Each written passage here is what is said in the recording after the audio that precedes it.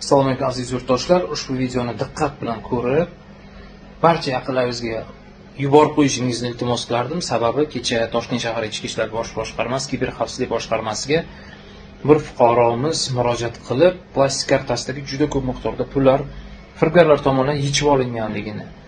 aytdi va aynan qanday holatda sodir bo'ldi degan savolni berganimizda o'zini uyali aloqa kompaniyasi operatori, ya'ni siz misol tariqasida Ucell, Beeline yoki boshqa kompaniya sim kartasini ishlatayotgan bo'lsangiz, sizga qo'ng'iroq qilib ushbu kompaniya operatori ekanligini aytadi hamda sizni kompaniya bilan tuzgan shartnomangiz muddati tugayotganligi sababli sim kartangiz o'chib qolishini aytadi. Fuqaromiz bu sim kartani 10 yildan ortiq vaqt davomida ishlatib kelayotganligi sababli uni o'chib qolishini istamayapti va yo'q, men sim kartam o'chishini istamayman, nima qilishim kerak deganda sizga yuborilgan SMS kodni aytsangiz biz